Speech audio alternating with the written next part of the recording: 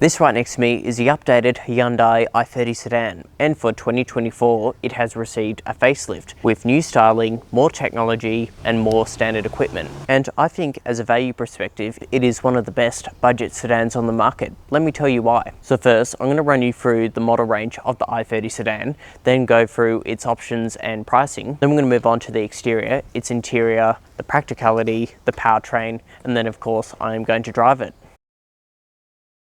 Let's start the video talking about a brief overview about the i30 sedan. So this is the type of car that you are going to compare with the Kia Cerato GT, along with the Mazda 3 sedan, and in relation to its model grades, you have 5 to pick from. And the variant I'm reviewing today is the i30 N-Line, which is priced from $36,000 before on-road costs, and this is exclusively paired to a 1.6 litre turbocharged engine and a dual clutch gearbox. And then the model grade above this one is the Premium, and that of course adds things like a glass sunroof, an 8-speaker Bose audio system, a bigger touchscreen, and heated and ventilated front seats. And in relation to colours, there are 7 to pick from. White is a no-cost option, whereas the others are $595 each.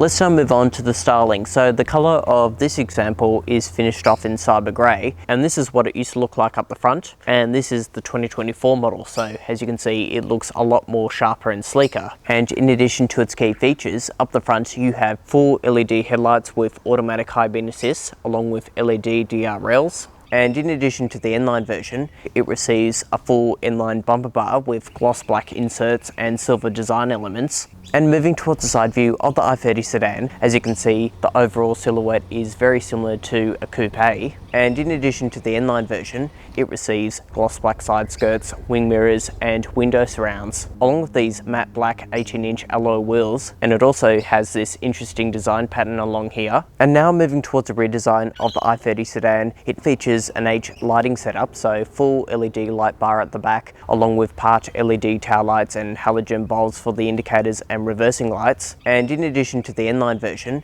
it receives this gloss black spoiler at the back, along with gloss black down the bottom and silver design elements. And as always, styling is subjective, so write down your feedback of what you guys think of the overall design of the i30 sedan.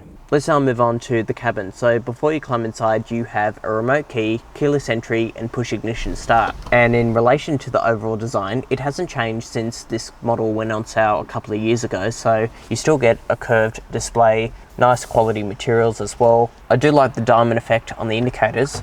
They're very nice to toggle with. And in relation to the touch points on the top surfaces, on the doors, that all feels very nice. You have the soft leather padding along here, soft elbow padding, as well as soft elbow padding towards the center and soft touch materials on top of the dashboard. However, it starts to get a bit durable when you search around places lower down. Other than that, it still looks and feels fantastic for a car in this price point. And when you step up to the N-Line, it receives a 3-spoke leather wrap steering wheel with red stitching, including these paddle shifters as well. And you also get these N-Line sport seats with red stitching, and they're also perforated. And in regards to comfort features, both the driver and passenger seats are manually adjustable, and the steering wheel also has manual tilt and reach adjustment, and the car also has dual zone climate control. But just keep in mind, if you do want additional options like heated and ventilated seats, electric adjustment, a power sunroof, a Bose audio system, including a bigger infotainment, that is all part of the premium package. And in regards to the infotainment, it all runs off this 8-inch touchscreen,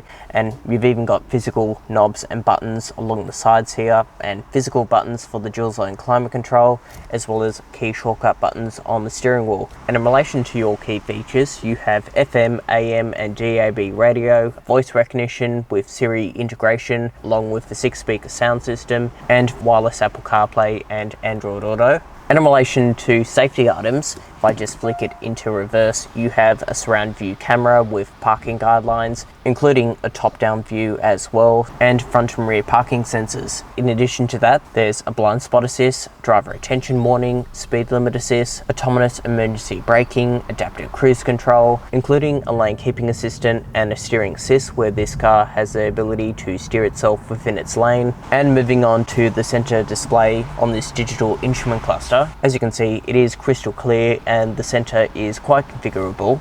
and towards the right side is your drive mode selector. So if I just push this button down, not only it adjusts your drive modes, but it also configures the driver's display. And lastly, practicality. So we'll start with the glove box. As you can see, that's a pretty decent size. It fits the owner's manual in there quite well, and you have a wireless phone charging pad along with a USB-C and a USB-A port, including a 12-volt socket. And towards the center you have two cup holders which are adjustable, so it's large enough for 2 big bottles of water, or you can just move it the other way. And now it also fits your double shot espresso and prevents it from de-lidding. Over here you have a center console that goes down pretty deep and also includes a 12-volt socket.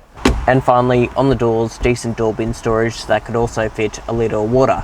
Let's now move on to the back seats inside the i30 sedan. So I'm 5'9", a full-size adult, and I have this front seat set in my driving position. And from what we can see, there is a decent amount of knee room, toe room, and if I sit up straight, my head just misses the roof line. It's just my hair touching the ceiling there, but I'm pretty comfortable in the back here. And in relation to other key features, you have some directional air vents along with 2 USB-C charging ports, and behind the passenger seat, a single map pocket, and on the doors, decent door bin storage that could also fit a small bottle of water. And if we move towards the center, you have a fold down armrest with 2 small little cup holders. And lastly, in regards to baby seats, these 2 outboard seats are ISOFIX compatible, and right behind me on the top section there are 3 top tether points. Let's now move on to the boot space. So if I just push this button here, lift up this boot lid, it reveals 474 litres of boot capacity, and as you can see it has a nice wide opening. Just keep in mind there is a load lip here, which is pretty typical for a saloon, and these hinges do eat into the capacity. But in terms of what you can fit in there, this is what a carry-on suitcase looks like with my camera bag. But I reckon you can easily fit 2 large suitcases in there, and plenty of space for a pram, grocery shopping,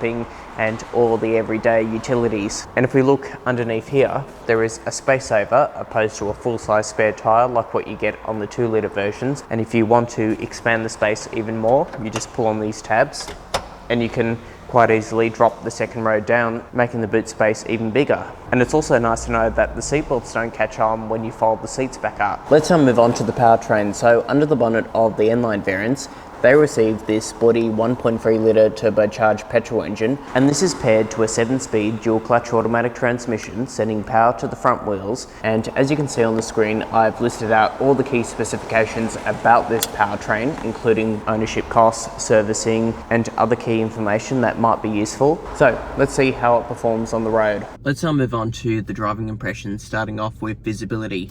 I can clearly see what's in front of me, large wing mirrors, and also good side vision and good visibility out the back. So what is this car like to drive in an urban environment?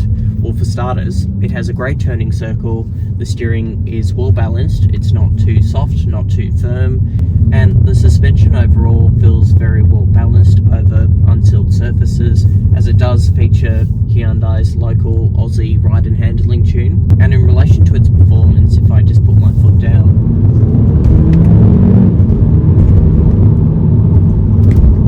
gets up to speed quite quickly, and at higher speeds, again, it is refined, a little bit of road noise intrusion, but apart from that, pretty good.